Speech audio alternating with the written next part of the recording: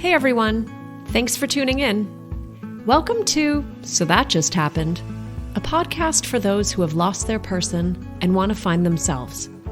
I'm Carly Cooper, a single mom, widow, coach, author, and chronic truth seeker. My superpower is finding the funny, the hope, and the silver lining in any shit situation. This podcast is for the purpose of education only and is not a replacement for therapy. If you need additional support, please seek out a trained professional for help with your specific situation. Let's get to it, shall we?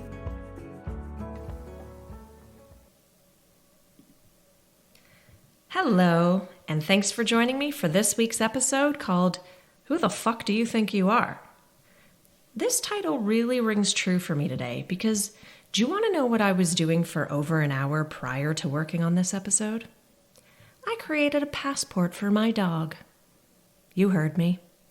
I Googled a passport template, then I airdropped a picture of my dog from my phone to my computer, converted the passport image to a PDF so I could edit the text. Then I edited the text and printed about 6 different copies of the images because I couldn't get the size right, and then pasted the image on the passport. Why, pray tell, did I do this? Is my dog planning a trip? Does he even need a passport to leave the country? Would this cut and paste butcher job even be valid? No, and no. I created a passport for my dog for 2 reasons. 1, my boyfriend and I created a funny name for my dog and thought it would be hilarious if he had a passport. So of course I had to take that project on. And here's the real reason. The real reason why I created a passport for my dog was because I was procrastinating in the most major way.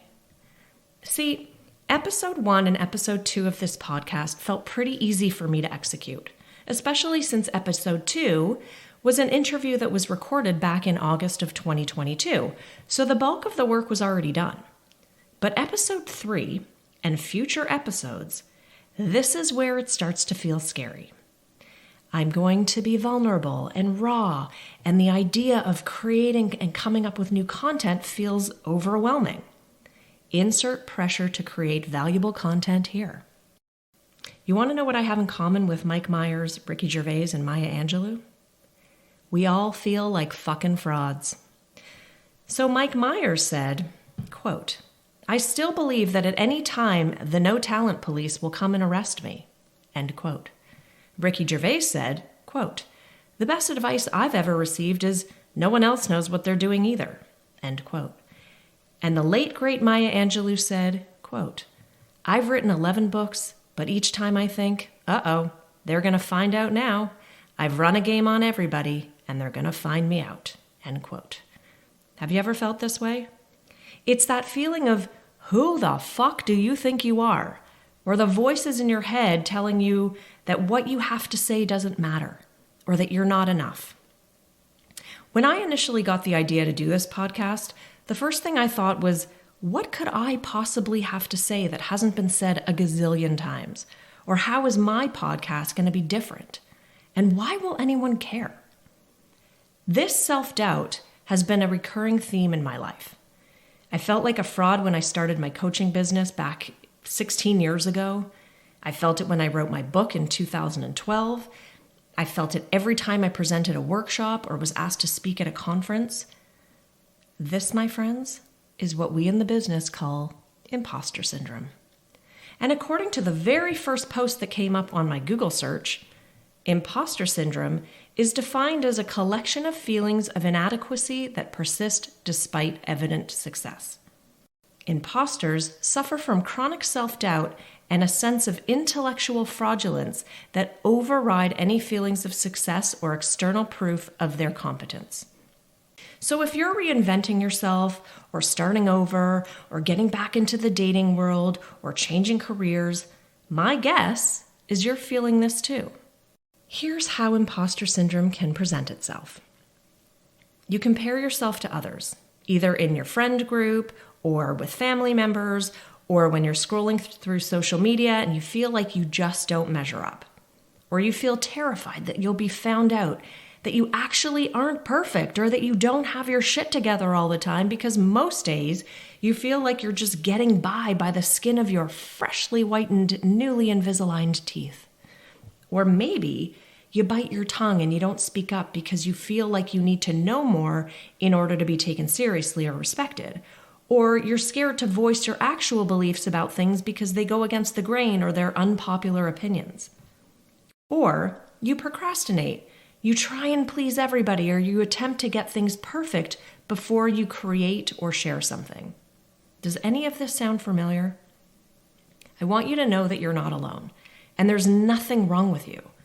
I've felt all of these things many times in my business and in my life, especially right before I was about to leap into a new venture or create a new program, or basically just put the pieces of my life back together after my husband died. I always felt like there was something about me that needed to be fixed. And back when I was building my coaching business, I felt that I had to invest in another training or another certification in order to feel more qualified. That I had to keep reading all the books and listen to all the podcasts and do exactly what the gurus and my mentors were doing, because if it worked for them, it had to work for me, and it had to be the only way to be successful. And I was completely confused and frustrated because even though I felt like I was working hard and doing all the things I needed to do, I still felt empty and unfulfilled and exhausted and demotivated and drained. And I didn't get to where I needed to go or where I wanted to go.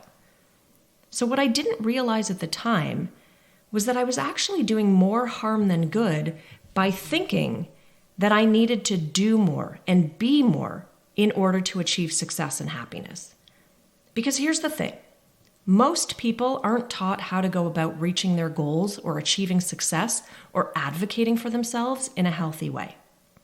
We're taught that you have to spend your time and your energy on strengthening your weaknesses, that you have to pay your dues and struggle to get to what you want, that you have to hustle and sacrifice time away from your family and friends, that you have to approach your job or your role or your life in the exact same way that your mentors, your peers, or dare I say it, celebrities do. This just in, they are not just like us. I'm telling you from personal experience that approaching your life or work from an energy of pressure, scarcity, hustle, inauthenticity, it literally blocks you from getting what you want. And my journey hasn't been an easy one, even prior to my husband's death. And I don't say that for pity. I'm sharing my experiences because I want to offer hope and guidance based on what I've learned along the way. I remember years ago having my confidence completely shattered. I was asked to speak for a mom and baby class, and at the time, I was a life coach, a new mom myself, and an author of a book called Balance the Motherload. So I walked into that room feeling pretty confident and qualified to share my wisdom with these exhausted mothers. And after I was done presenting, I asked if there were any questions or comments. And I remember there was this one mom and she was exhausted. Like I could see the tired and the stress and just like the overwhelm in her face. And she was like on the verge of tears. She had a shaky voice and her lip was quivering, and she shared with the group her struggles. And I answered in the most empathetic, sincere way. I said, I feel your pain. Because I was pretty much in the trenches of motherhood right with them. I was just at the stage where you kind of care enough to put concealer under your eyes to try and desperately hide the dark circles. They were still caught in the, I don't give a shit if I have puke on my sweatshirt, I just desperately need some adult interaction stage. So right after my presentation, the facilitator of the group pulled me aside and basically ripped me a new one. She scolded me and she said, you shouldn't remind these moms about their pain. They're struggling enough. And even though I secretly gave her the finger in my purse, I felt utterly deflated, like the ultimate gut punch. That 30-second exchange derailed me, and it was the reason that the growth of my business came to a screeching halt. For the next year, I was terrified to speak up about anything I believed in because I was so afraid of offending someone or being criticized again. So I basically hid behind my computer, playing it safe and small, because I allowed my limiting thoughts, my limiting beliefs, the self-doubt, I allowed it all to control me. And I convinced myself that I had nothing valuable to offer, that I wasn't valuable enough. But then I had one of two miscarriages, the first one. And a voice inside me said, "You need to share this story, no holds barred." And I decided to listen to that inner guidance. So I wrote a blog post sharing my story, and that's when everything shifted. Women came out of the woodwork thanking me for my honesty. My truth and my story basically gave them permission to share theirs without any shame. And it turned out to be a cathartic experience for all of us. So after that experience, I made an unwavering commitment to myself that I would no longer allow my fears and limiting beliefs and self-doubt stop me from speaking my truth and being my authentic self. And I would no longer silence my voice and worry about what other people thought of me. I just wasn't going to do it anymore. Now, don't get me wrong. I still have these old thoughts and beliefs creep up and revisit every now and then. And they may slow me down temporarily and give me a pause, but they don't stop me. Ultimately, I keep moving forward. And it's because I rewired my brain by immersing myself deeper into the personal growth and development world. I did a ton of reading. I attended so many seminars and invested in coaching programs, and I learned how to have a growth mindset and tap into the guidance of the universe and the law of attraction. And I used essential oils and other energy healing modalities to naturally calm my mind and heal my body. And I dug deep and figured out where my insecurities came from, why I had a deep need for outside validation and approval. And doing this mindset work and learning how to love and trust myself created the shifts that I needed. It gave me the confidence and the freedom that my soul craved. So all of these tools and strategies, they helped me tremendously after my husband died. It was almost like I had muscle memory and I just intuitively knew how to move forward. Now, by no means am I saying it was easy.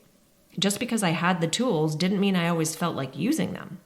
But at least I felt like I had a direction and a way of being and thinking that felt relatively healthy.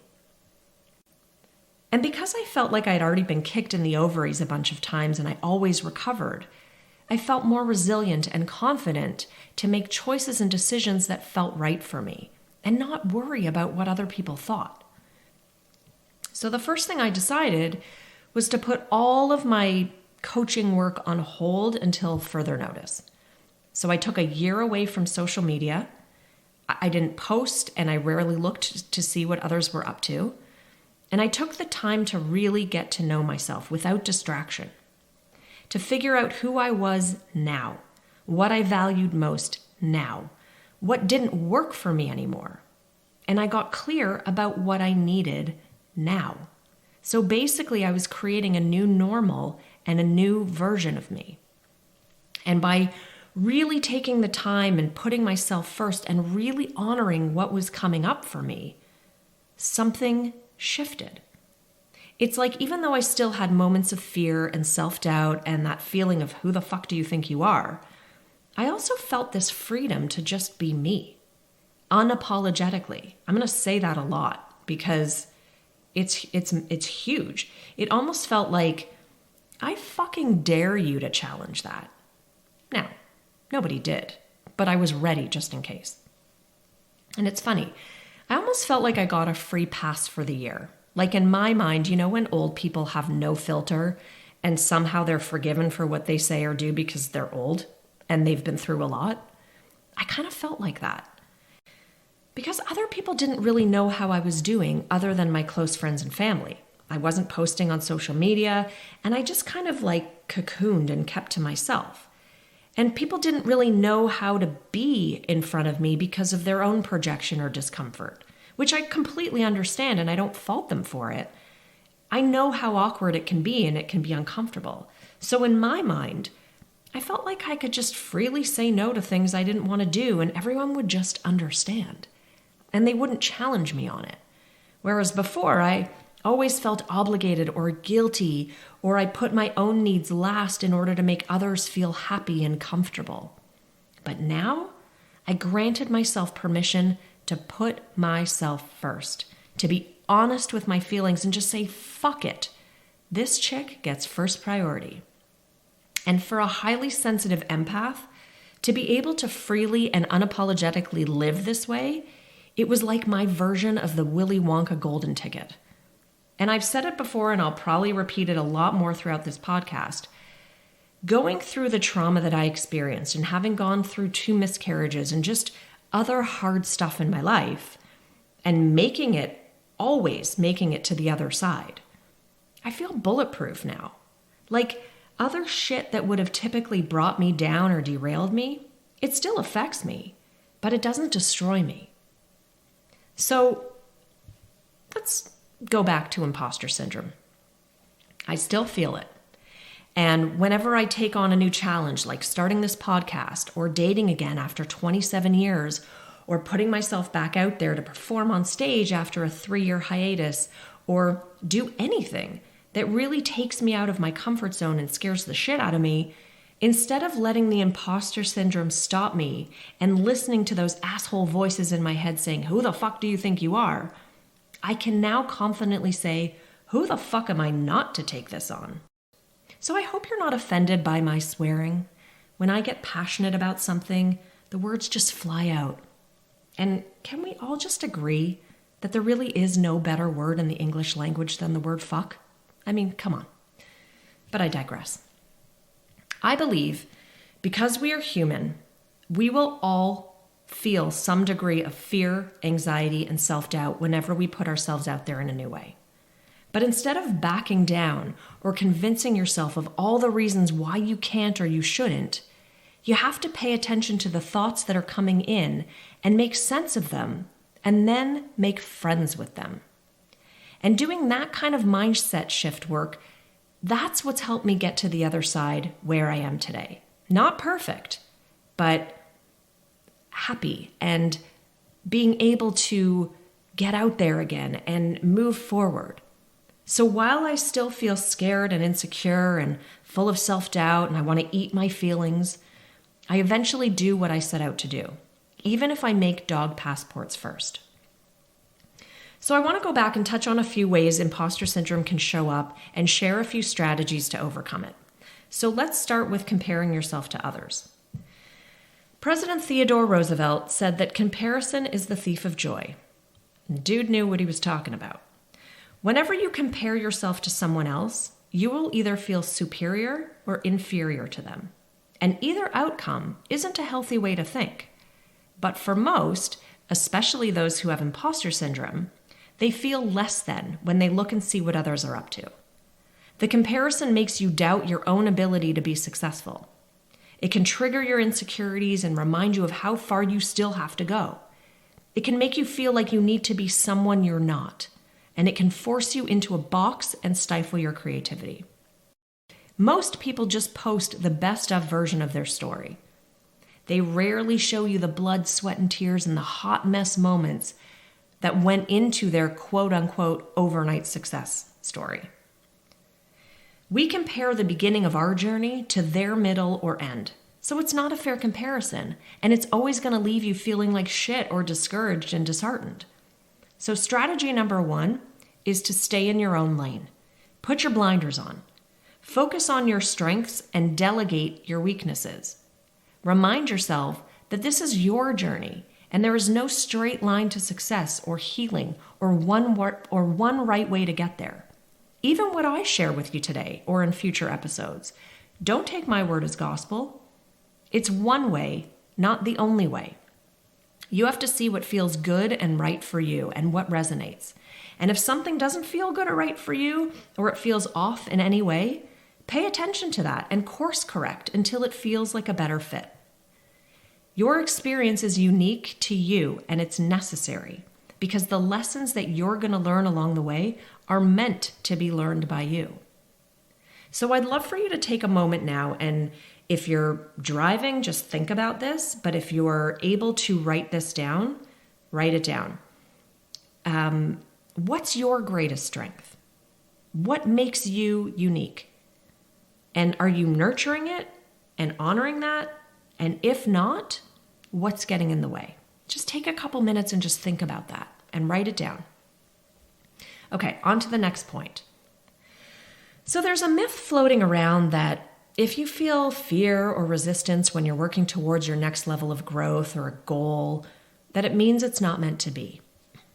And many of us take these uneasy feelings as a sign that we should give up on our dreams or settle for a safe and secure job that will pay the bills, or we shouldn't put ourselves back out there in the dating world because it feels too scary, or we're too old, or we look like shit, or whatever it is.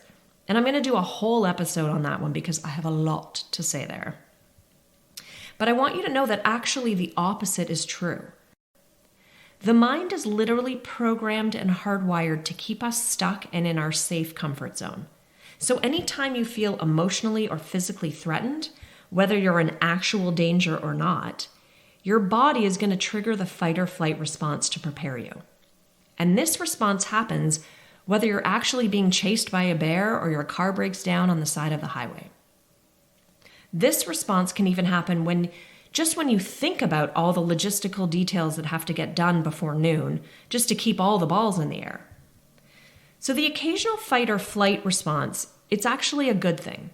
It's your body and mind's way to protect you from real danger. And that's how people survived back in the day. But most people live in this chronic state of stress, worry, and anxiety. They're sweating the small stuff every day, and 9.5 times out of 10, these worries and fears are only stories created in their mind.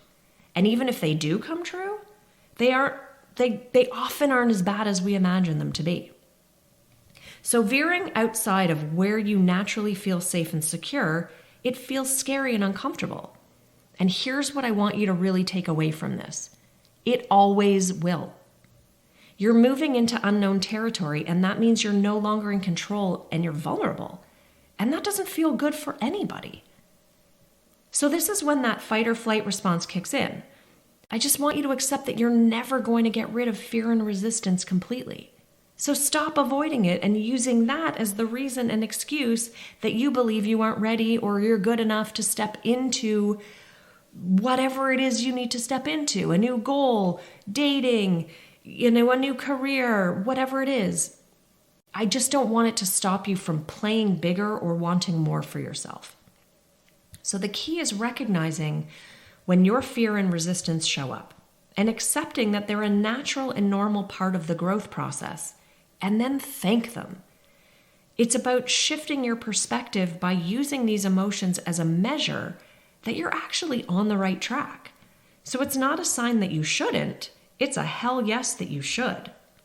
Your life experiences have prepared you for where you are right now, and you're going to continue to learn along the way. It now becomes a choice of what you're going to do with this knowledge and education. So now I want you to think about or write down how resistance and fear shows up for you. Do you procrastinate? Do you avoid? Do you repress it down? Do you head over to the snack drawer? You don't have to share this with anyone, so I want you to at least be honest with yourself. Okay, on to the last point. I want you to think about or write down someone who you work with or who's a mentor, someone you follow on social media, a friend, a family member, just someone who is like the bee's knees in your eyes. And what personality or character trait do they have that you admire? What kind of energy do they naturally exude? Is it their ability to be vulnerable, to show up unapologetically? Is it their confidence, their sense of humor, their way of connecting and drawing you in? Whatever it is about them that attracts you to their energy and essence is actually a mirror of what you already have inside you that is just waiting to come out to play. We see others around us and assume that they're successful because they have this innate confidence to put themselves out there in a big way, that it's just their personality or they were born that way. And just because we think we're shy or an introvert, or we get scared and sweaty before we do anything nerve-wracking, we think we just don't have it in us. I call bullshit. It's an excuse and a false story that we tell ourselves. So strategy number 3 is to take imperfect action. People aren't born confident. The only way to become confident is to find the courage first and do the hard things, to feel the fear and resistance and act in spite of it. And it's getting really clear about what you want, why you believe so strongly in it, and taking the imperfect and aligned action consistently day after day. That's what builds confidence. It's not waiting for the right and perfect time. That's never going to come. It's not waiting until you know more. You know enough and are enough right now. It's not when you're making a certain amount of money or have a title or a status. Those are just numbers and letters. Act as if you are already the person you want to become, because he or she is in there. Grant him or her permission and give yourself the safe space to rise up and shine bright. Okay, my friends, I would love to hear from you. So either send me a private message on Facebook or Instagram, or leave a comment and share one takeaway that you're getting from this episode. Or how do you feel now versus when you started listening? Did you get any breakthroughs? Were there any shifts or aha moments? I want to leave you with this quote from Marie Forleo. She said, quote, "Be humble. Not knowing something doesn't make you a fraud. It makes you a student." End quote. So I want you to keep learning and being a student of life. The lessons are endless if you open your mind and your heart to receive them. Thank you so much for spending this time with me, and I'll see you in the next episode. Bye for now. All right, my friends. Thank you so much for listening to this So That Just Happened podcast. I really hope you found value in this episode and that you're walking away with at least one golden nugget that you can implement or feel inspired by. I would be so grateful if you would share it with one friend or family member who is committed to moving forward and transforming their life. Make sure you subscribe so you can catch every new episode, and please leave me a review. It would mean so much to me. Also, follow me on Facebook and Instagram at @CoachCarly. Thanks again for listening, and I'll see you in the next episode.